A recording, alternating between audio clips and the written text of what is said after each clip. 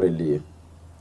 देखो, सबसे पहला जो नियम हमें देते हैं परमात्मा प्रथम नाम दीक्षा के समय, आन उपासना का। सबसे पहले आन उपासना का। वैसे तो हुक्का बीड़ी शराब इनका लिखा होगा शायद 1 नंबर, लेकिन सबसे बड़ी जो मर्यादा परमात्मा ने बताई हुक्का बीड़ी और शराब से भी, वो है आन उपासना। मालिक कहते हैं 100 वर्ष सतगुरु की पूजा, एक दिन आन उपासी, वो अपराधी आत्मा फिर पड़े काल की। सबसे बड़ा नियम है ये परमात्मा का। तो यहां परमेश्वर कह रहे हैं कि ये नाम दीक्षा लेने के बाद में, हे परमपिता परमात्मा, आपने हमें जो ये भक्ति दान दिया है, जो नाम दीक्षा दी है, इसको लेने के बाद में तीर्थ व्रत में नहीं करूं, ना मंदिर पूजा हो। ये सब कुछ आन उपासना में है। गुरुदेव ने बता ही रखा है, गीता अध्याय नंबर 16 श्लोक नंबर 23, शास्त्र विधि को त्याग के जो मनमानी पूजा पाठ उपासना करता है, ना सिद्धि होती है, ना गति होती है, ना उसके कोई कार्य सिद्ध होते हैं। तो सबसे पहली है आन उपासना। और काल हमसे ये सारे नियम तो तुड़वाने का भरकस प्रयास करेगा। जैसे आप नाम दीक्षा लेके जाओगे तो आपने ले ली, आपकी अगर वाइफ ने नहीं ली तो काल उसके अंदर प्रेरणा करेगा, वो दबाव बनाएगी। किसी बहन ने ले ली तो उसके पति को काल जो है वो करेगा, या किसी के बच्चों के अंदर प्रेरणा करेगा। तो परमात्मा कहते हैं कि ये मेरा वचन है फिर तेरे लिए, ये आदेश हो गया परमात्मा का इस शब्द में। यानी हम परमात्मा से हम ये प्रतिज्ञा कर रहे हैं, हम परमेश्वर से हम कह रहे हैं, हम परमेश्वर से मांग रहे हैं, प्रार्थना कर रहे हैं सद्बुद्धि की, कि तीर्थ व्रत में नहीं करूं, ना मंदिर पूजा हो, मनसा वाचा कर्मणा मुझे और न दूजा हो। इन सौपन में भी किसी अन्य देवी देवता की या किसी अन्य संत महात्मा की सौपन में भी मैं कोई उम्मीद ना करूं, मैं कोई आस ना करूं अपने कार्य सिद्धि के लिए। मनसा वाचा कर्मणा मोहे और न दूजा हो। अष्ट सिद्धि और 9 निधि बैकुंठ का वासा हो। अष्ट सिद्धि और 9 निधि बैकुंठ का वासा हो। अष्ट सिद्धि और 9 निधि बैकुंठ का वासा हो। निधि बैकुंठ का वासा हो। सो मैं तुमसे न मांगता, सब थोथरी आशा हो। सो मैं तुमसे न मांगता, सब थोथरी आशा हो। भक्ति दान गुरु दीजियो, देवन के देवा हो। भक्ति दान गुरु दीजियो, देवन के देवा हो। जन्म पाया भूलो नहीं, करहूं पद सेवा हो। जन्म पाया भूलो नहीं, करहूं पद सेवा हो। अब क्या कह रहे परमात्मा? अष्ट सिद्धि और 9 निधि बैकुंठ का वासा हो। परमात्मा कहते हैं वाणी में, राम बुलावा भेजिया, दिया कबीरा रोय, जो सुख है सत्संग में वो बैकुंठ में ना होए। परमात्मा की शरण में हूं, उनकी सत्संगति में जो सुख है वो तो बैकुंठ में भी नहीं है, वो तो यहाँ के स्वर्ग में भी नहीं है। बैकुंठ यानी स्वर्ग। और मालिक क्या कहते हैं? भगत क्या प्रार्थना कर रहा है नाम दीक्षा लेने के बाद में? कि अष्ट सिद्धि और 9 निधि, परमात्मा मुझे इनकी भी कोई इच्छा नहीं है। बताओ फिर नानक जी कहां से कर लेंगे भाई इच्छा? नानक जी अगर आप और हमारी तरह एक भगत होते तो क्या नानक जी अष्ट सिद्धि 9 निधि का प्रयोग करेंगे क्या? जबकि भगत तो मालिक से कह रहा है उल्टा कि परमात्मा मैं तो इनका भी प्रयोग नहीं करूंगा, मुझे इनकी भी कोई इच्छा नहीं है कि आप मुझे दो, मुझे मिले। और फिर क्या कहा परमात्मा ने? कि गुरु बनाना तो सबसे बड़ा भारी काम है। ये नकली गुरुओं को परमात्मा ने क्यों दोषी बताया? परमात्मा का मालिक ने क्यों कहा कि ये नरक में जाएंगे और साथ में अपने अनुयायियों को लेके जाएंगे? भक्ति विधान के अनुसार गुरु तब तक पार नहीं हो सकता जब तक कि उससे उपदेशित भगत पार ना हो जाए। अब जो नकली संत हैं उनकी तो साधना है ही नहीं कि वो खुद ही पार हो जाए, उनके चेले कहां से पार होंगे? और चेले पार नहीं होंगे तो गुरु जिंदगी में पार नहीं हो सकता। इसलिए परमात्मा ने सबसे बड़ा उनको जो है वो दोषी बताया है। अब नानक जी अगर एक भगत थे और यदि वो गुरु तो थे ही, वो बाला मर्दाना उनके शिष्य थे ना, और उनको पता नहीं उन्होंने लाखों को अपना बनाया था भगत। तो क्या नानक जी के द्वारा उपदेशित सभी लोग पार हो गए क्या? क्या नानक जी के द्वारा उपदेशित सभी लोग आज पार हो गए? नहीं हुए ना। तो नानक जी कहां से पार हो जाएंगे फिर? वो गुरु कहां से पार हो जाएगा फिर?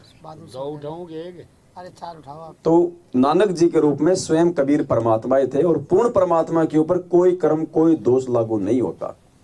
फिर भी परमात्मा भक्ति विधान को बनाए रखने के लिए परीक्षा लेता है और एक बहाने से जो नकली होते हैं उनको छांट देता है। 650 साल पहले यही तो किया परमात्मा ने। मालिक तो नकलियों का भार अपने सिर से उतार रहा था और हम ही उनको बढ़वा बढ़वा कह रहे थे। परमात्मा कहते हैं बढ़वा बढ़वा सब कोई कहे कोई न जाने खोज, वास्तविकता को कोई नहीं जान रहा। और दास गरीब, गरीब दास जी कह रहे दास गरीब कबीर कर्म, ये तो क्रिया थी परमात्मा की। वो टाले सिर का बोझ, वो नकलियों का भार अपने सिर से उतार रहा था। तो पुण्यात्मा 2014 बरवाला कांड में ये वही लीला हुई है। ये जो फालतू की भीड़ जो सतलोक आश्रम बरवाड़ा में इकट्ठी होने लग गई थी ना, परमात्मा नकलियों की छटनी कर रहे हैं आज। और जो वास्तव में परमात्मा के हैं उनको परमात्मा सात संगतियों से जोड़ के साइड में कर रहे हैं, उनको भक्ति दान दे रहे हैं परमात्मा। आज गुरुदेव का पूर्ण आशीर्वाद यदि किसी के साथ है तो हम सत्सेवकों के साथ में हैं।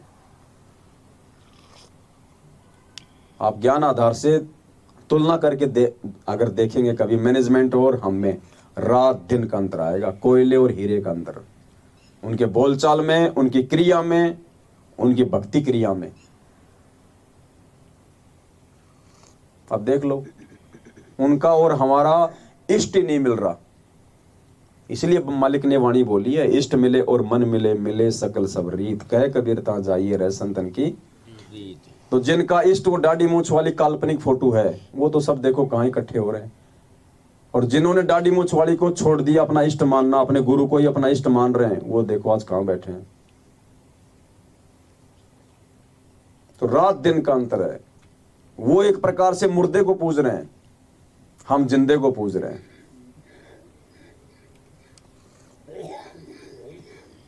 पुण्यात्मा रात दिन का अंतर है। मुर्दे का मतलब ये नहीं होता जैसे बहुत सारे भाई कहते हैं कि कबीर जी कहां से मुर्दे हो गए, वो तो सहशरीर गए थे। अरे वो सहशरीर गए, लेकिन आज तो नहीं है ना, वो उस रूप में आज तो नहीं है ना। हमारे लिए तो मुर्दे हो गए। मुर्दों का मतलब परमात्मा कहते हैं छोड़ देने पाछलियों की रीत, वो हमारे लिए नहीं है आज। हमारे लिए वो मुर्दे समान है। आज वो कागज की फोटो हमारे लिए मुर्दे के समान है। हमें कुछ नहीं दे सकती वो कागज की फोटो आज, चाहे उसको आप पत्थर कह लो। देखो 650 साल पहले फोटो नहीं थी, कैमरे नहीं थे, तो परमात्मा ने पत्थर का नाम लेना पड़ा, क्योंकि लोग पत्थर की मूर्तियां बनाया करते थे। इसलिए मालिक ने कहा कि पत्थर पूजे हरि मिले तो मैं पूजू पहाड़। उस समय अगर ये कैमरे होते, फोटो होती, तो परमात्मा कहते थे फोटो पूजे हरि मिले तो मैं पूजू पहाड़। बात एक ही है। ये चाहे उस आश्रम में चाहे फोटो पूज रहे हो या चाहे मूर्ति पूज रहे हो, बात एक ही है, पाखंडी है, अनुपासना ही है। जिंदा कबीर के रहते सहते जिससे आपने नाम लिया है। अब देखो एक सत्संग में परमात्मा कितना स्पष्ट कह रहे हैं। स्पष्ट कहा है परमात्मा ने कि जब तक हम अपने वक्त गुरु को परमात्मा तुल्य नहीं मानेंगे, वक्त गुरु को, फोटो के लिए नहीं कहा, 650 साल पहले वाले के लिए नहीं कहा, वक्त गुरु को।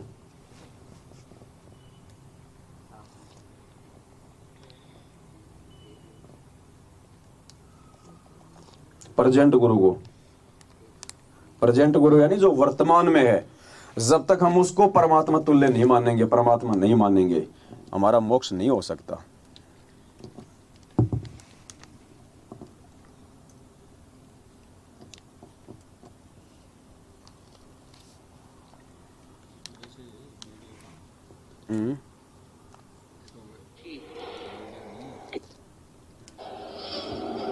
तो ये शिक्षा इसलिए आवश्यक थी कि हम अपने भगवान को पहचान लेंगे और सदग्रंथों को आँखा देख लेंगे। ये स्टील के गिलास में ला दो ना यार। तो 600 वर्ष पहले आकर परमात्मा 64 लाख को की बैटरी चार्ज करके चले गए। वो पार तो नहीं हुए, ना होने थे, नहीं हुए ना। जब तक हम प्रेजेंट गुरु को 64 लाख की बैटरी चार्ज करी थी भगवान ने, पार नहीं किए और ना होने थे। गुरुजी कह रहे हैं क्यों? जब तक हम अपने प्रेजेंट गुरु को परमात्मा 64 लाख पहचान लेंगे और सदग्रंथों को आंखें देख लेंगे।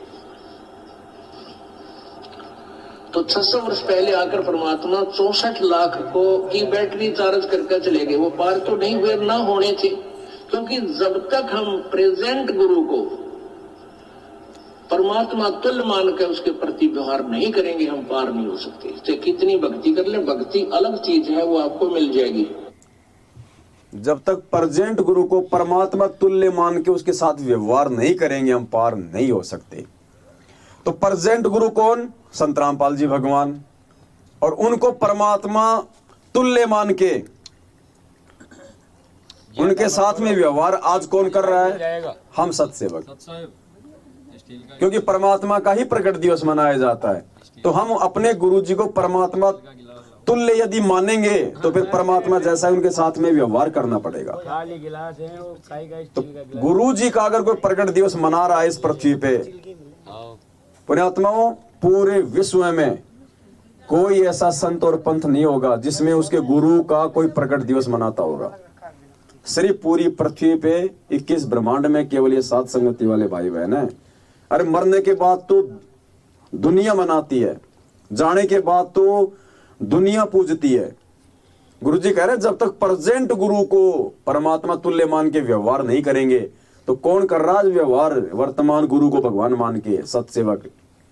क्योंकि भगवान मान लिया तो फिर भगवान के जैसे ट्रीटमेंट करना पड़ेगा, फिर उनका जन्मदिन नहीं मना सकते।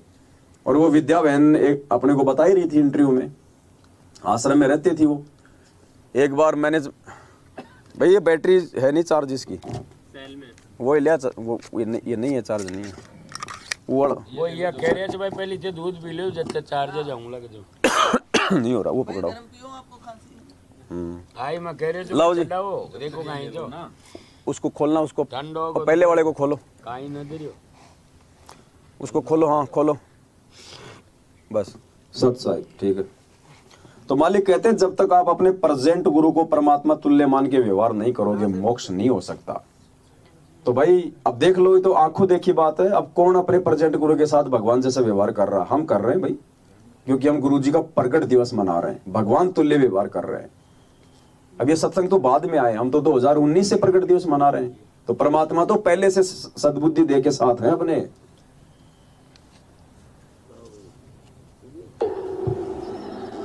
परमात्मा तुल्य मान के उसके प्रति व्यवहार नहीं करेंगे, हम पार आंख को की बैटरी चार्ज करके चले गए। वो पार तो नहीं हुए, ना होने थे, क्योंकि जब तक हम प्रेजेंट गुरु को परमात्मा तुल्य मान के उसके प्रति व्यवहार नहीं करेंगे, हम पार नहीं हो सकते। चाहे कितनी भक्ति कर ले, भक्ति अलग चीज है, वो आपको मिल जाएगी।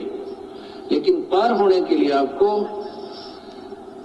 प्रेजेंट गुरु को परमात्मा तुल्य मानना होगा। स्पष्ट कर दिया गुरु जी ने। इसके आगे कोई मीन मेख नहीं है समझदार आत्मा के लिए कि हम सही चल रहे हैं या फिर हम गलत चल रहे हैं।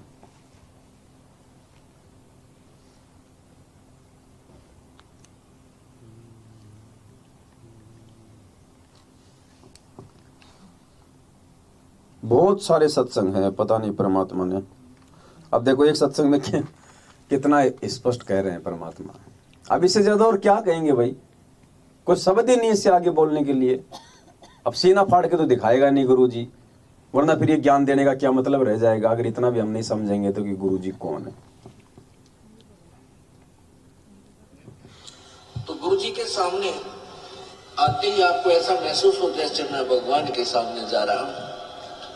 अति विनम्रता हो, आधी नी हो, आंखों में एक विशेष प्यार हो, आत्मा गद गद हो। और जब भी गुरुदेव आपके समक्ष आए, आप ये ना समझे कि ये दास रामपाल आ गया है, ये समझे कि भगवान आ गए। ये दास भगवान नहीं है, लेकिन आपके रिहर्सल कराने के लिए ये एक कठपुतली, एक ड्रावा आपके सामने रखना पड़ेगा, खड़ा रहना पड़ेगा, ताकि आप जब परमात्मा आवे तो वहां कोई रिहर्सल में उनके सामने को जो वास्तविक आपकी परेड होगी उसमें कमी ना रहे। अब कितना क्लियर कह दिया परमात्मा ने। फिर अपने आप को परमात्मा छुपा भी जाते हैं कि ये दास भगवान नहीं है, लेकिन भगवान तुल्य मानना पड़ेगा। भाई तुम गोबर को रसगुल्ला समझ के खा सकते हो क्या? हैं? वो ये कहे कि समझ लो ये रसगुल्ला, खा लोगे? गोबर तो गोबर रहेगा ना। तो ये शब्द ये कौन बोल सकता है भगत जी? ये परमात्मा स्वयं है, इसीलिए बोल रहा है।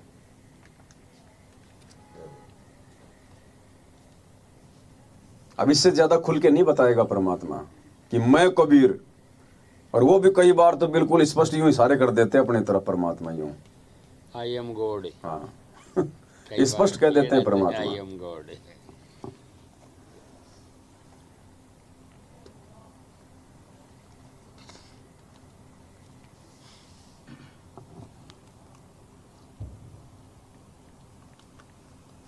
अब देखो इस सत्संग में तो स्पष्ट कह रहे हैं कि वर्तमान में परमात्मा इस दास के रूप में विराजमान है। परमात्मा वर्तमान में इस दास के रूप में विराजमान है।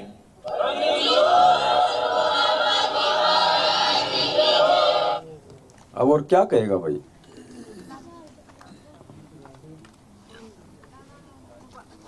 अब तो ये है कि समझने वाले समझ गए, ना समझे वो अनाड़ी है। अनाड़ी है।